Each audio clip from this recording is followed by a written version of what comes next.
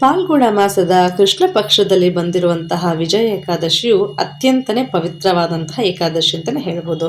ಹೌದು ಸ್ನೇಹಿತರೆ, ಈ ವರ್ಷ ಫೆಬ್ರವರಿ 13 ವಿಶೇಷವಾಗಿ ಶುಕ್ರವಾರ ದಿನ ಬಂದಿದೆ. ಯಾರೆಲ್ಲರೂ ಕೂಡ ಈ ಒಂದು ವಿಡಿಯೋನ ಸಂಪೂರ್ಣವಾಗಿ ನೋಡ್ತಿರೋ ಅಂಥವರಿಗೆ ತಾಯಿ ಮಹಾಲಕ್ಷ್ಮಿಯ ಆಶೀರ್ವಾದದೊಂದಿಗೆ ಭಗವಂತನಾದ ಮಹಾವಿಷ್ಣುವಿನ ಆಶೀರ್ವಾದವು ಕೂಡ ದುಪ್ಪಟ್ಟಾಗಿ ಸಿಗುತ್ತದೆ. ಯಾಕಂತ ಹೇಳಿದ್ರೆ ಫಾಲ್ಗುಣ ಮಾಸದ ಕೃಷ್ಣ ಪಕ್ಷದಲ್ಲಿ ಬಂದಿರುವಂತಹ ಒಂದು ಅತ್ಯಂತ ಹಾಗೆ ಶಕ್ತಿಶಾಲಿ ವಿಜಯ ಏಕಾದಶಿಯನ್ನು ನೀವು ಯಾರೆಲ್ಲ ಪಾಲಿಸ್ತಿರೋ ಅಂಥವರಲ್ಲಿ ಭಗವಂತನು ಶತ್ರುಗಳ ಮೇಲೆ ವಿಜಯವನ್ನು ಸಾಧಿಸುವುದಕ್ಕೆ ಹಾಗೆಯೇ ಜೀವನದಲ್ಲಿ ಯಶಸ್ಸನ್ನು ನಾವು ಕಂಡುಕೊಳ್ಳೋದಕ್ಕೆ ಆಶೀರ್ವಾದವನ್ನು ಮಾಡ್ತಾರೆ.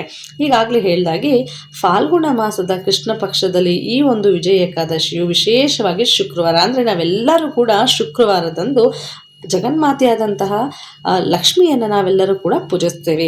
ಅದೇ ಒಂದು ಪವಿತ್ರವಾದ ದಿನದಂದು ಭಗವಂತನಾದಂತಹ ವಿಷ್ಣುವಿನ ಒಂದು ಸಹಸ್ರನಾಮ ಆಗಿರ್ಬೋದು ಅಥವಾ ಏಕಾದಶಿಯನ್ನು ನಾವು ಉಪವಾಸದೊಂದಿಗೆ ನಾವು ಪೂಜೆ ಪುನಸ್ಕಾರದೊಂದಿಗೆ ಈ ಮಂತ್ರವನ್ನು, ಅಂದರೆ ಈಗ ಹೇಳ್ಕೊಡುವಂಥ ಮಂತ್ರವನ್ನು ಪಾರಾಯಣ ಮಾಡಿದರೆ ಖಂಡಿತವಾಗಿಯೂ ಸತಿಪತಿ ಇಬ್ಬರ ಆಶೀರ್ವಾದ ನಮಗೂ ಹಾಗೂ ನಮ್ಮ ಕುಟುಂಬದವರ ಮೇಲೆ ಇರುತ್ತೆ.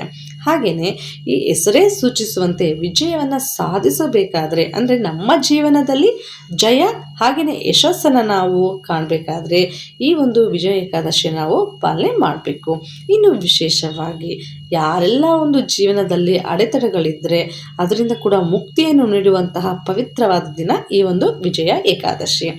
ನಮ್ಮ ಹಿಂದೂ ಪುರಾಣಗಳಲ್ಲಿ ಒಂದು ಉಲ್ಲೇಖ ಆಗಿರೋ ಪ್ರಕಾರ ರಾವಣನ ವಿರುದ್ಧವಾಗಿ ಭಗವಂತನಾದ ಶ್ರೀರಾಮನು ಈ ಒಂದು ಯುದ್ಧ ಮಾಡೋದಕ್ಕಿಂತ ಮುಂಚೆನೇ ಶ್ರೀರಾಮನು ಕೂಡ ಈ ಒಂದು ವ್ರತವನ್ನು ಮಾಡಿದ್ದಾರೆ. ಅಂದರೆ ಶ್ರೀರಾಮರು ಕೂಡ ಸಾಗರವನ್ನು ದಾಟಬೇಕಾದ್ರೆ, ಯಾಕಂದರೆ ಅದು ತುಂಬ ಕಠಿಣವಾದಂತಹ ದಿನಗಳು ಶ್ರೀರಾಮರಿಗೆ.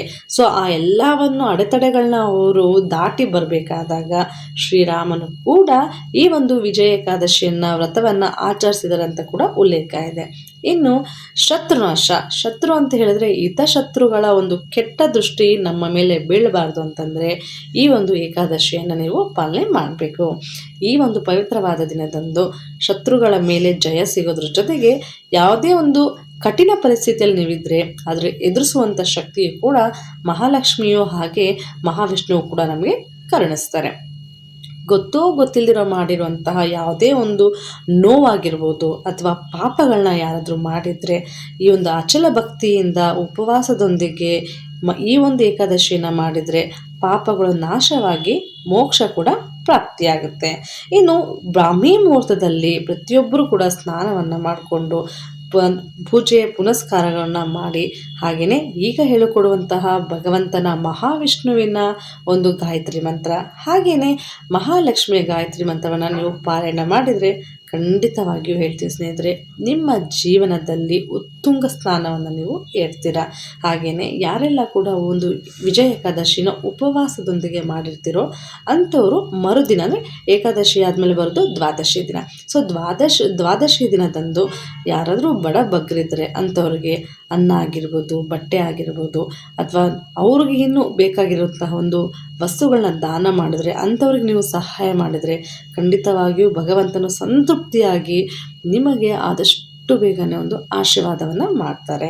ಸೊ ಇಲ್ಲಿ ಯಾರಿಗಾದರೂ ಈ ಒಂದು ದಿನದಂದು ಸಮಯ ಇದ್ದರೆ ಮಹಾವಿಷ್ಣುವಿನ ವಿಷ್ಣು ಸಹಸ್ರನಾಮವನ್ನು ನೀವು ಪಾರಾಯಣ ಮಾಡಿ. ನೀವು ಬೆಳಗ್ಗೆ ಕೂಡ ಪೂಜೆ ಆದಮೇಲೆ ಈ ಒಂದು ವಿಷ್ಣು ಸಹಸ್ರನಾಮವನ್ನು ನೀವು ಪಠಿಸ್ಬೋದು ಅಥವಾ ಸಂಜೆಯ ಸಮಯದಲ್ಲಿ ಕೂಡ ನೀವು ವಿಷ್ಣು ಸಹಸ್ರನಾಮವನ್ನು ಪಾರಾಯಣ ಮಾಡ್ಬೋದು.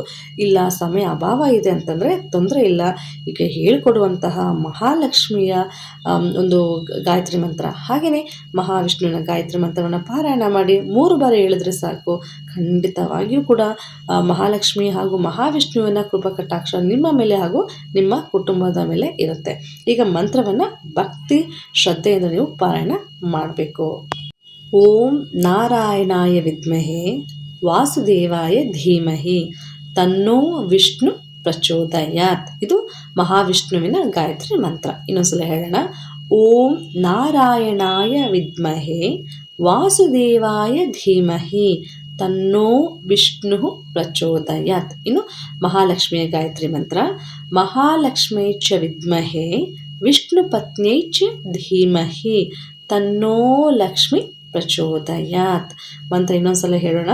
ಓಂ ಮಹಾಲಕ್ಷ್ಮೈ ಚ ವಿದ್ಮಹೇ ವಿಷ್ಣು ಪತ್ನ್ಯೈ ಚ ಧೀಮಹಿ ತನ್ನೋ ಲಕ್ಷ್ಮಿ ಪ್ರಚೋದಯಾತ್.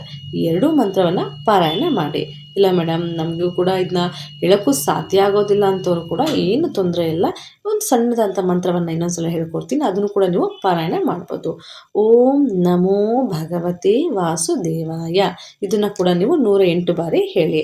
ಹಾಗೆ ಮಹಾಲಕ್ಷ್ಮಿಯನ್ನು ಓಂ ಶ್ರೀ ಲಕ್ಷ್ಮೀಭ್ಯೋ ನಮಃ ಅಥವಾ ಈ 2 ಮಂತ್ರವನ್ನು ಕೂಡ ನೀವು ಪಾರಾಯಣ ಮಾಡಿ. ಭಗವಂತನು ನಿಮಗೆ ಆರೋಗ್ಯ ಆಯುಷ್ಯ ಕೊಟ್ಟು ಕಾಪಾಡಲಿ ಅಂತ ನಾವು ಬೇಡ್ಕೊಳ್ತೀವಿ. ಎಲ್ಲರಿಗೂ ಕೂಡ ಧನ್ಯವಾದಗಳು.